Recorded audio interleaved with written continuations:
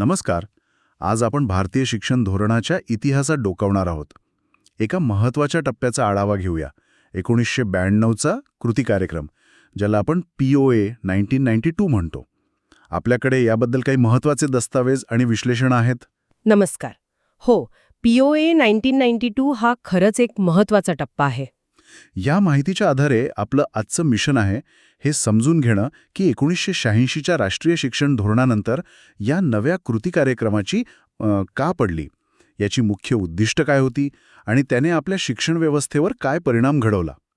यातून आपण काही धोरणात्मक महत्त्वाकांक्षा आणि त्यांच्या अंमलबजावणीतील वास्तव यांच्यातील गुंतागुंतही पाहू. चला तर मग सुरू करूया. नक्कीच.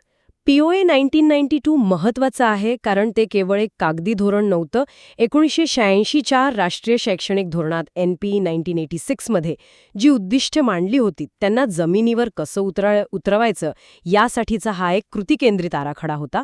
आणि हो, त्यावेळची सामाजिक आणि राजकीय परिस्थिती लक्षात घेणं पण इथे गरजेचं ठरतं. नव्या कृती कार्यक्रमाची गरज का निर्माण झाली? काय होती प्रक्रिया यामागे? यामागे दोन मुख्य कारणं होती असं म्हणता येईल. एक म्हणजे 1986च्या धोरणाचा अंमलबजावणीमध्ये काही अडचणी येत होत्या, काही त्रुटी दिसत होत्या. अच्छा. आणि दुसरं म्हणजे त्यावेळी केंद्रात राजकीय बदल झाले होते. काही बिगर काँग्रेस पक्षांचा मूळ धोरणाला थोडा विरोध होता. त्यामुळे त्या धोरणाचा आढावा घेणं, त्रुटी दूर करणं आणि एक राजकीय सहमती तयार करणं गरजेचं वाटत होतं. आणि त्यासाठी काही समित्या नेमल्या गेल्या होत्या, बरोबर? हो, अगदी. आधी 1990 मध्ये आचार्य राममूर्ती यांच्या अध्यक्षतेखाली एक समिती नेमली गेली. त्यांनी NPE 1986चा आढावा घेतला आणि काही बऱ्यापैकी मूलगामी म्हणूया किंवा धाडसी शिफारशी केल्या, जसं की सर्वांसाठी समान शाळा प्रणाली, कॉमन स्कूल सिस्टम अधिक प्रभावीपणे लागू करण्याबद्दल ते बोलले. पण त्या शिफारशी जशाच्या तशा स्वीकारल्या गेल्या नाहीत असं वाटतं. नाही, तसं नाही झालं. मग काय झालं? मग असं झालं की या राममूर्ती समितीच्या शिफारशी कितपत व्यवहार्य आहेत हे तपासण्यासाठी आणि NPE 1986 मध्ये काय बदल करायचे यासाठी तत्कालीन मनुष्यबळ विकास मंत्री होते श्री जनार्दन रेड्डी. त्यांच्या अध्यक्षतेखाली केंद्रीय शिक्षण सल्लागार मंडळाची म्हणजे CABची एक समिती नेमली गेली. या समितीने 1992 मध्ये आपला अहवाल दिला आणि तोच पुढे POA 1992 म्हणून स्वीकारला गेला. म्हणजे रेड्डी समितीने थोडा वेगळा मार्ग निवडला का? हो, इथे एक रंजक गोष्ट आहे. रेड्डी समितीने राममूर्ती समितीच्या काही जास्त क्रांतिकारी वाटणाऱ्या शिफारशी त्या थोड्या बाजूला ठेवल्या. त्यांनी NPE 1986 ची जी मूळ चौकट होती ती कायम ठेवली, पण अंमलबजावणीतील त्रुटी दूर करण्यावर आणि धोरणाला अधिक व्यावहारिक म्हणजे प्रॅक्टिकल बनवण्यावर भर दिला. त्यामुळे POA 1992 हे एक प्रकारे राजकीय समेट घडवणारं आणि कृतीवर अधिक लक्ष केंद्रित करणारं पाऊल ठरलं. आणि याच काळात सुरू झालेल्या 8व्या पंचवार्षिक योजनेच्या 1992 ते 1997च्या उद्दिष्टांशी ते जोडलेलं होतं. 8वी पंचवार्षिक योजना, तिचा केंद्रबिंदू मानवी विकास हा होता ना? अगदी बरोबर. 8व्या योजनेत ह्युमन डेव्हलपमेंट म्हणजे मानवी विकासाला केंद्रस्थानी ठेवलं होतं आणि शिक्षण हे मानवी विकासाचं म्हणजे लोकांचं आरोग्य, क्षमता, संधी आणि एकूणच जीवनमान सुधारण्याचं एक अत्यंत महत्त्वाचं साधन मानलं गेलं. POA 1992 ने शिक्षणाच्या माध्यमातून हे उद्दिष्ट साधण्याचा प्रयत्न केला. म्हणजे शिक्षण आणि देशाचा एकूण विकास यांची सांगड घालण्याचा हा प्रयत्न दिसतोय. आता एका महत्त्वाच्या पैलूकडे वळूया, समानता आणि सामाजिक न्याय. POA 1992 मध्ये यावर बराच जोर आहे असं दिसतंय. विशेषतः महिलांच्या शिक्षणाबद्दलचा दृष्टिकोन इथे काहीतरी वेगळं दिसतंय. काय आहे हे? हो, इथे एक मोठा बदल आहे विचारात. POA 1992 ने हे स्पष्टपणे मान्य केलं की महिलांच्या शिक्षणासाठी फक्त शाळा किंवा सुविधा वाढवणं पुरेसं नाही. अच्छा. त्यांचा सक्षमीकरण होणं म्हणजे एम्पॉवरमेंट ही शिक्षणात त्यांच्या सहभागासाठी सर्वात महत्त्वाची पूर्व अट आहे असं स्पष्ट नमूद केलं गेलं. हा फक्त प्रवेशापलीकडचा विचार होता. सक्षमीकरण हा शब्द आपण खूप ऐकतो, पण या धोरणात त्याचा नेमका काय अर्थ अभिप्रेत होता? त्याची व्याख्या पण दिली होती. सक्षमीकरण म्हणजे केवळ साक्षर होणं नाही, तर महिलांचा आत्मसन्मान आणि आत्मविश्वास वाढवणं. समाजात आणि अर्थव्यवस्थेत त्यांचं योगदान ओळखून त्यांची एक सकारात्मक प्रतिमा तयार करणं, त्यांच्या चिकित्सकपणे विचार करण्याची क्षमता म्हणजे क्रिटिकल थिंकिंग ती विकसित करणं, आणि महत्त्वाचं म्हणजे एकत्र येऊन गटानं निर्णय घेण्याची आणि त्यानुसार कृती करण्याची क्षमता, collective decision making and action ती वाढवणं. वा, ही व्याख्या खूपच व्यापक आहे. मला वाटतं महिला समाख्यासारखे जे कार्यक्रम होते त्यांना याच विचारातून अधिक बळ मिळालं असेल, नाही का? अगदी. महिला समाख्या कार्यक्रम खरं तर 1988-89 मध्ये याच धर्तीवर सुरू झाला होता, विशेषतः ग्रामीण आणि वंचित महिलांच्या सक्षमीकरणासाठी. POA 1992 ने या दृष्टिकोनाला पाठिंबा दिला. इतकंच नाही तर अभ्यासक्रम, पाठ्यपुस्तकं आणि शिकवण्याच्या पद्धतींमधून लिंगभेद म्हणजे जेंडर बायस तो काढून टाकण्यावर भर दिला गेला आणि महिलांच्या प्रश्नांना शिक्षणाच्या सर्व स्तरांवर महत्त्व देण्यावरही भर दिला. महिलांसोबतच अनुसूचित जाती, SCs आणि जमाती, STs यांच्या शिक्षणासाठी काय खास तरतुदी होत्या? इथे निधी वाटपाबद्दल काहीतरी वेगळा दृष्टिकोन दिसतोय, जो खरंच विचार करायला लावणार आहे. हो, इथे एक लक्षवेधी बाब आहे. SC आणि ST समुदायांच्या विकासासाठी ज्या विशेष योजना होत्या, जसं की विशेष घटक योजना SCP आणि आदिवासी उपयोजना TSP, त्यामध्ये शिक्षणासाठी निश्चित निधी बाजूला ठेवण्यास म्हणजे इयरमार्किंग करण्यास प्रोत्साहन दिलं गेलं.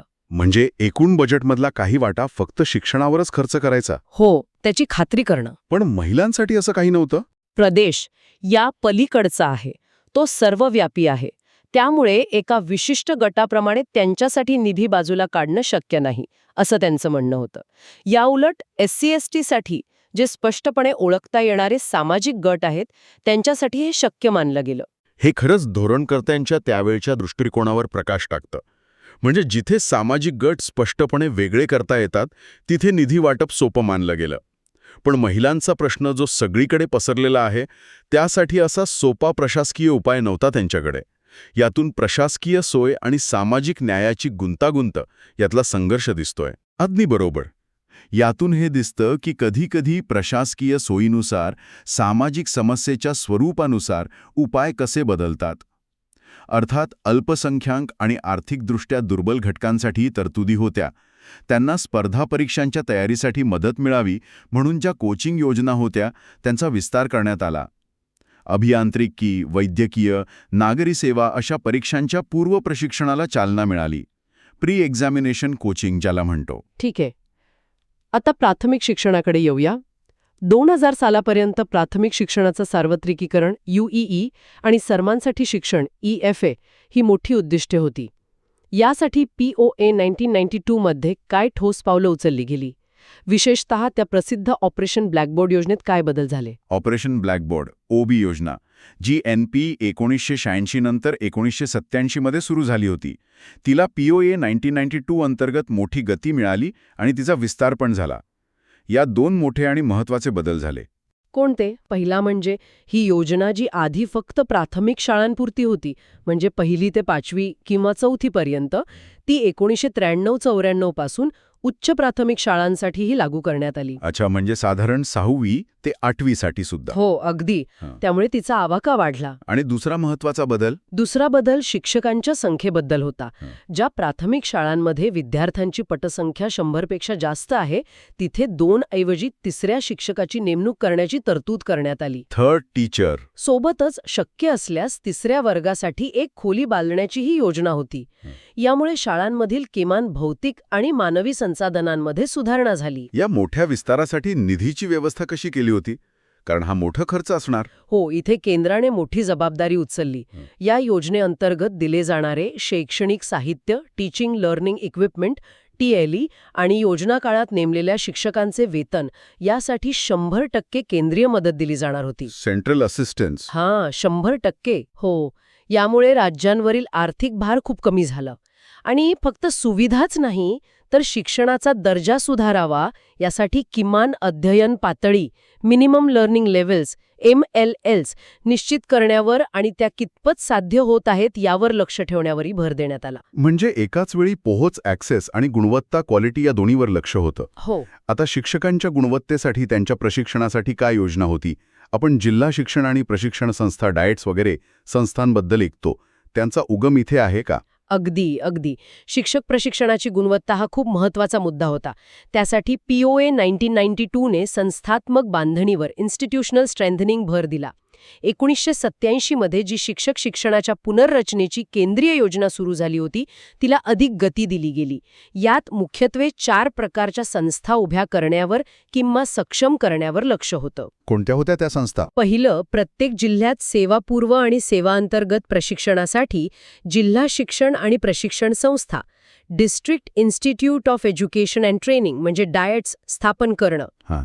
दुसरं, माध्यमिक शिक्षकांसाठी असलेली शिक्षक शिक्षण महाविद्यालय colleges of teacher education CTEs ती सक्षम करणं. तिसरं, याच CTEs पैकी काही निवडक संस्थांना अधिक उच्च स्तरावरचं प्रशिक्षण आणि संशोधनासाठी शिक्षणामधील उच्च शिक्षण अभ्यास संस्था institutes of advance studies in education IAS म्हणून विकसित करणं. आणि चौथं, राज्य स्तरावर नियोजन आणि समन्वयासाठी राज्य शैक्षणिक संशोधन व प्रशिक्षण परिषदा state councils of educational research and training SCRTs त्या बळकट करणं. आणि राष्ट्रीय स्तरावर नियंत्रण किंवा मानके कोण ठरवणार होतं? त्यासाठी काय विचार होता? ही राष्ट्रीय शिक्षक शिक्षण परिषदेची national council for teacher education NCTE ची भूमिका महत्वाची मानली गेली. POA 1992 ने शिफारस केली की NCTE ला वैधानिक दर्जा म्हणजे स्टॅट्युटरी स्टेटस आणि पुरेसे अधिकार द्यावेत जेणेकरून ती देशभरातील शिक्षक प्रशिक्षण संस्थांना मान्यता ॲक्रेडिटेशन देऊ शकेल, अभ्यासक्रमाची चौकट निश्चित करू शकेल आणि दर्जा राखण्यासाठी मार्गदर्शन करू शकेल. अच्छा, म्हणजे इथे एक समतोल साधण्याचा प्रयत्न दिसतोय का? स्थानिक गरजा आणि राष्ट्रीय मानके यांचेत. निश्चितच हा विकेंद्रीकरण आणि केंद्रीय नियमन यांच्यातला समतोल साधण्याचा एक प्रयत्न होता. डाएट स्थानिक पातळीवरच्या गरजा ओळखून शिक्षकांना प्रशिक्षण देतील, स्थानिक संदर्भानुसार अभ्यासक्रम अनुकूल करतील, हे झालं विकेंद्रीकरण. तर दुसरीकडे NCTE राष्ट्रीय स्तरावर किमान दर्जा आणि अभ्यासक्रमाची एकसमानता राखेल, हे झालं केंद्रीय नियमन. कल्पना खरंच चांगली होती, पण नंतरच्या काळात या संस्थांना, विशेषतः डाएट्सना, पुरेसा निधी आणि स्वातंत्र्य मिळवण्यात आव्हानं आली. हा पण एक अनुभवाचा भाग आहे. हे महत्वाचं आहे, धोरण आणि अंमलबजावणीतला फरक. आता थोडं व्यावसायिक आणि तांत्रिक शिक्षणाकडे वळूया. शिक्षणाला रोजगाराशी जोडण्यासाठी काय लक्ष होती? हो, शिक्षणाचं व्यावसायिकीकरण, व्होकेशनलायझेशन ऑफ एज्युकेशन हे एक प्राधान्याचं क्षेत्र होतं. NPE 1986 मध्ये जे लक्ष ठेवलं होतं ते थोडं अपुरं वाटल्यामुळे POA 1992 मध्ये ते वाढवण्यात आलं. नवीन लक्ष असं होतं की उच्च माध्यमिक स्तरावर म्हणजे 11वी-12वीत व्यावसायिक अभ्यासक्रमामध्ये शिकणाऱ्या विद्यार्थ्यांचं प्रमाण 1995 पर्यंत 10% आणि 2000 सालापर्यंत 25% वाढवायचं. बापरे, 25%? हे लक्ष तर खूप मोठं होतं. त्यासाठी काही वेगळ्या कल्पना होत्या का? हो, होत्या. जनार्दन रेड्डी समितीच्या शिफारशीनुसार एक नवी कल्पना मांडली गेली. ती म्हणजे विद्यार्थ्यांना केवळ एका विशिष्ट व्यवसायाचं म्हणजे समजा प्लंबर किंवा इलेक्ट्रिशियन असं शिक्षण न देता अनेक व्यवसायांना उपयोगी पडतील अशा जेनेरिक व्यावसायिक अभ्यासक्रमांची ओळख करून देणं. म्हणजे कसं? म्हणजे अभियांत्रिकीची मूलभूत तत्व शिकवणं किंवा व्यवसायाची सामान्य तत्व शिकवणं, ज्यामुळे विद्यार्थ्यांना अधिक व्यापक कौशल्य मिळतील आणि मग नोकरीच्या किंवा पुढील शिक्षणाच्या अधिक संधी उपलब्ध होतील, असा विचार होता. इंटरेस्टिंग. आणि तांत्रिक शिक्षणाबद्दल काय? म्हणजे इंजिनिअरिंग, पॉलिटेक्निक वगैरे? तांत्रिक शिक्षण प्रणालीचं नियमन आणि विकास करण्यासाठी अखिल भारतीय तांत्रिक शिक्षण परिषदेची AICTE ची भूमिका अधिक स्पष्ट आणि महत्वाची मानली गेली. AICTE ला नवीन संस्थांना मान्यता देणं, अभ्यासक्रम ठरवणं आणि दर्जा राखणं यासाठी अधिकार देण्यात आले. शिवाय देशात कोणत्या प्रकारचं तांत्रिक मनुष्यबळ किती प्रमाणात उपलब्ध आहे आणि भविष्यात किती लागेल याचा अंदाज घेण्यासाठी एक मजबूत माहिती प्रणाली तयार करण्याचं ठरलं. राष्ट्रीय तांत्रिक मनुष्यबळ माहिती प्रणाली national technical manpower information system NTMIS. नियोजनासाठी हा डेटाबेस महत्वाचा होता. ठीक आहे. आता शेवटचा पण अत्यंत महत्वाचा टप्पा, उच्च शिक्षण, हायर एज्युकेशन. या क्षेत्रात काय प्रमुख बदल किंवा सुधारणा सुचवल्या होत्या? उच्च शिक्षणात गुणवत्ता वाढवणं, ते अधिक प्रासंगिक, रेलेव्हंट बनवणं आणि त्याची पोहोच वाढवणं यावर भर होता. यासाठी अभ्यासक्रम सुधारणा, संशोधनाला प्रोत्साहन आणि शिक्षण व उद्योग यांच्यातलं सहकार्य वाढवण्याचं म्हटलं गेलं. आणि एक मोठी संस्थात्मक कल्पना होती राज्य स्तरावर उच्च शिक्षण परिषदा, state councils of higher education, SCH स्थापन करण्याची. या राज्य परिषदांचं काम काय असणार होतं? मुख्यत्वे 2 कामं होती. एक, राज्य पातळीवर उच्च शिक्षणाचं नियोजन आणि समन्वय करणं, आणि दुसरं, राज्यातील विद्यापीठं व कॉलेजेस यांच्या योजना आणि कार्यक्रम विद्यापीठ अनुदान आयोगासोबत म्हणजे UGC सोबत समन्वय साधून राष्ट्रीय मानके राखण्यास मदत करणं. 8व्या पंचवार्षिक योजनेत यासाठी निधी देण्याचंही ठरलं होतं. पण ही कल्पना प्रत्यक्षात कितपत यशस्वी झाली? कारण आपण SCH बद्दल फारसं ऐकत नाही अनेक राज्यांमध्ये. विशेषतः कॉलेज शिक्षण संचालनालयाचे. अच्छा, अधिकार जाण्याची भीती. हो. शिवाय या परिषदा उभ्या करण्यासाठी आणि चालवण्यासाठी लागणाऱ्या संसाधनांची कमतरता होती. परिणामी धोरण स्वीकारल्यानंतर बरीच वर्ष केवळ आंध्र प्रदेश वगळता इतर राज्यांमध्ये SCH स्थापना झाली नाही. हे पुन्हा धोरण आणि अंमलबजावणीतील दरीचे एक चांगलं उदाहरण आहे. हे तर महत्वाकांक्षी योजनेला बसलेला धक्का म्हणायला हवा. प्रवेश प्रक्रियेबद्दल काही होतं का? गुणवत्ता आणि समान संधीवर कसा भर दिला गेला? वर आधारित असावेत यासाठी काही गोष्टी सुचवल्या होत्या. व्यावसायिक अभ्यासक्रमांसाठी उदाहरण इंजिनिअरिंग, अखिल भारतीय स्तरावर सामायिक प्रवेश परीक्षा कॉमन एंट्रन्स एक्झाम घेण्याचं उद्दिष्ट होतं. राज्यांना आणि विद्यापीठांना प्रोत्साहन देण्यात आलं की त्यांनी प्रवेश देताना अधिवास, डॉमिसाईल किंवा मूळ ठिकाण नेटिव्हिटी यासारखे निकष लावू नयेत आणि केवळ गुणवत्तेला प्राधान्य द्यावं. म्हणजे विद्यार्थ्यांचं एका राज्यातून दुसऱ्या राज्यात जाणं सोपं व्हावं यासाठी, इंटरस्टेट मोबिलिटी वाढावी म्हणून. बरोबर. आंतरप्रादेशिक गतिशीलतेसाठी विद्यार्थी वसतिगृह, कर्मचारी निवासस्थानं आणि शिष्यवृत्ती योजनांना प्राधान्य देण्याचंही ठरलं. आणि प्राध्यापकांच्या निवडीचा दर्जा सुधारावा यासाठी UGCने विकसित केलेली राष्ट्रीय पात्रता चाचणी नेट ती अधिक सक्षम करण्यावरही भर दिला गेला. इथेही गुणवत्ता आणि पोहोच वाढवण्यासाठी काही मार्ग सुचवले होते का? जसं स्वायत्त महाविद्यालय किंवा मुक्त विद्यापीठ? हो, नक्कीच. उच्च शिक्षणाचा दर्जा सुधारावा यासाठी UGCच्या मार्गदर्शक तत्वानुसार अधिक स्वायत्त महाविद्यालयं, ऑटोनॉमस कॉलेजेस स्थापन करण्याला प्रोत्साहन दिलं गेलं. तसेच ज्यांना पारंपरिक पद्धतीने कॉलेजमध्ये जाऊन शिकता येत नाही त्यांच्यासाठी उच्च शिक्षण उपलब्ध व्हावं म्हणून इंदिरा गांधी राष्ट्रीय मुक्त विद्यापीठ IGNOU आणि राज्यांमधील मुक्त विद्यापीठे यांच्या माध्यमातून मुक्त आणि दूरस्थ शिक्षण प्रणालीला open university and distance learning system एक महत्त्वाचा पर्याय म्हणून बळकट करण्यावरही भर होता.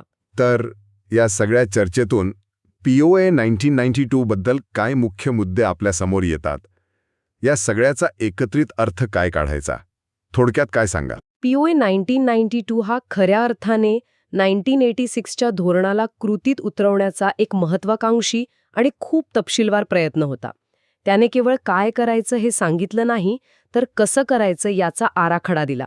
आपण पाहिलं की समानता, विशेषतः महिला आणि वंचित घटकांसाठी सक्षमीकरण, शिक्षणाचा दर्जा आणि त्याची जीवनावश्यक कौशल्यांशी सांगड घालणं यावर त्याचा स्पष्ट भर होता.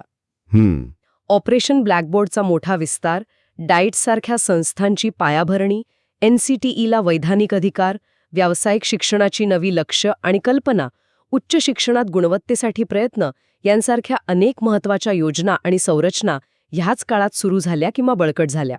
आणि आपण चर्चा केली त्याप्रमाणे स्थानिक गरजांसाठी विकेंद्रीकरण आणि राष्ट्रीय मानकांसाठी केंद्रीय नियमन यांच्यात समतोल साधण्याचा एक जाणीवपूर्वक प्रयत्न यात दिसतो. खरंच खूप मोठा आवाका होता या कार्यक्रमाचा. आता श्रोत्यांनी या माहितीच्या आधारावर पुढे विचार करण्यासाठी कोणता मुद्दा किंवा प्रश्न घेऊन जावा? काय विचार करायला हवा त्यांनी? एक महत्त्वाचा प्रश्न नक्कीच विचार करण्यासारखा आहे. POA 1992 मध्ये जी उद्दिष्टे आणि जो दृष्टिकोन मांडला गेला होता, जसं की महिलांचं खरं सक्षमीकरण, सामाजिक न्याय, शिक्षणाचा दर्जा उंचावणं, शिक्षणाला जीवनाशी आणि रोजगाराशी जोडणं, ती उद्दिष्टे आज इतक्या वर्षांनंतर आपल्या शिक्षण व्यवस्थेत कितपत यशस्वीपणे उतरली आहेत? हा महत्वाचा प्रश्न आहे. धोरण ठरवणं आणि त्याची प्रत्यक्ष अंमलबजावणी करणं यातील अंतर आजही एक मोठं आव्हान आहे का? आणि त्या काळात घेतलेले काही निर्णय किंवा केलेल्या प्रशासकीय तडजोडी, जसा SCHच्या बाबतीत झालं, किंवा महिलांसाठी निधी इयमाक न करण्याबद्दलचा दृष्टिकोन, यांचे पडसाद आजही आपल्या शिक्षण व्यवस्थेवर आणि तिच्यातील संधींवर दिसतात का? यावर नक्कीच खोलवर विचार करता येईल.